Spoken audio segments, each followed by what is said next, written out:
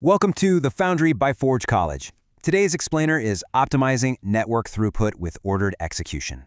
Now, if you've been following along with our Advanced Solana Concepts track, you know we're right in the middle of exploring the mechanisms of proof of history that enhance scalability, specifically Solana's timekeeping solution. It's a huge topic, but today we're going to explore something that literally blew my mind. We're looking at how saving just a tiny microscopic fraction of time can trigger massive system-wide speed gains on a blockchain network. Seriously, we'll see how turning wasted milliseconds into thousands of extra transactions actually works.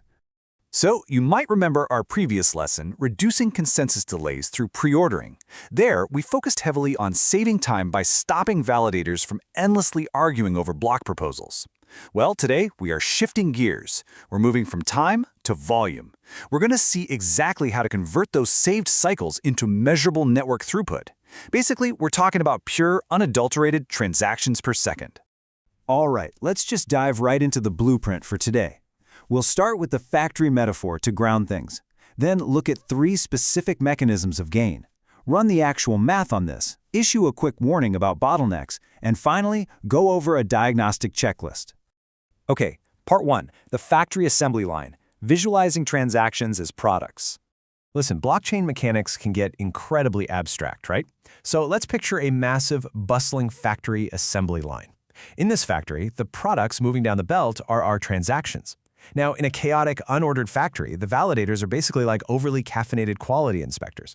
Instead of just smoothly doing their jobs, they are constantly slamming the emergency stop button. They rewind the belt, they yell at each other about which box was supposed to come first. It is a complete and utter mess. And here's the kicker. Even if the conveyor belt itself is built to move at lightning speed, your throughput just completely tanks because these inspectors keep pausing everything just to argue. But watch what happens when we upgrade to an ordered factory. We introduce a gatekeeper right at the start of the line. Their only job? Stamp every single product with a definitive, sequential number. And just like that, the arguing stops. No more emergency stops, the inspectors know exactly what to expect, and instead of panicking, they operate in this beautiful, smooth, continuous, parallel pipeline. I mean, that is ordered execution in a nutshell. Moving on to part 2, 3 mechanisms of gain, or exactly how order creates speed. Stepping out of the factory and back into actual blockchain mechanics, how does this actually speed things up under the hood? Well, it boils down to 3 crucial mechanisms. First up, batching efficiency. When a leader has a perfectly ordered sequence, they can pack transactions into larger blocks so much better.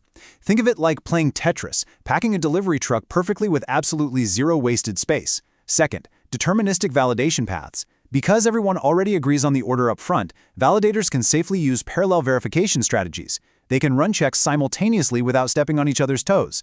And third, reduce duplication of work. In an unordered system, if there's a reorganization, validators might accidentally verify the exact same transaction multiple times. Ordered execution completely kills that redundancy. Each transaction is verified and committed exactly once. Done. All right, part 3, doing the math, from 140 milliseconds down to 100 milliseconds. To truly grasp how wild this is, we gotta run the numbers. Imagine a network where a leader's baseline cadence, like their absolute optimal time to assemble a block of 1,000 transactions, is exactly 100 milliseconds. But because of those arguing factory inspectors we talked about, we suffer a 40 millisecond penalty just for consensus stalls. So our total cycle time stretches out to 140 milliseconds. Now, if we applied ordered execution and simply eliminate that 40 millisecond arguing phase, boom, we drop right back down to that optimal 100 millisecond baseline. Simple, right?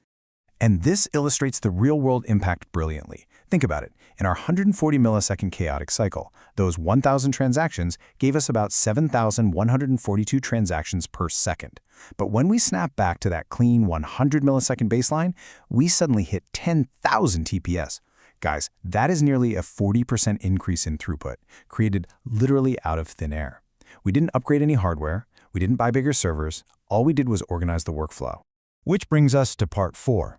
Beware the bottlenecks, or what happens when the stamp machine catches fire.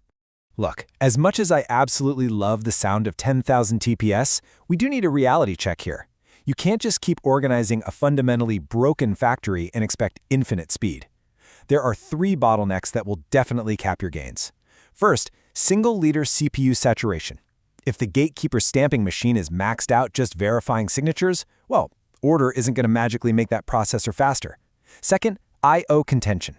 If your network bandwidth or your disk write speeds are totally maxed out, packing larger blocks could actually end up hurting your latency. And third, application-level serialization. This one's tricky. If your smart contracts require strict sequential updates, like an account that absolutely forbids parallel processing, that becomes a hard bottleneck. Even with a beautifully ordered queue, those specific transactions still have to squeeze through one at a time. All right, final section, part 5, the diagnostic checklist, measuring real-world gains. So how do we actually know if our ordered execution is working in the wild and making the whole system healthier? We have to look at a before and after snapshot. What you want to see is your committed TPS going from low and stalling to high and steady. Your average commit latency should go from spiky and unpredictable to smooth and flat. And block utilization, that should move to much fuller, meaning those delivery trucks are actually packed tight. But the absolute most critical metric you have to check is validator CPU per transaction.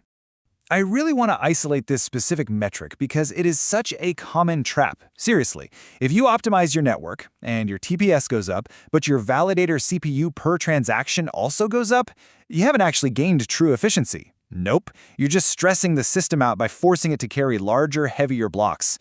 True ordered execution drops that after metric significantly. The real magic here is getting way more throughput for less relative effort. And that brings us right to the core takeaway of our explainer today. A simultaneous increase in throughput and decrease in stoppages indicates ordering unlocked latent capacity across the inspection stations. Our factory metaphor really does map perfectly to the blockchain. We didn't build new inspection stations, we didn't buy new equipment, we just stopped everyone from arguing and unlocked the massive potential the network had all along. So, I'm going to leave you with a provocative question. How do we formally quantify these empirical observations into scalable metrics?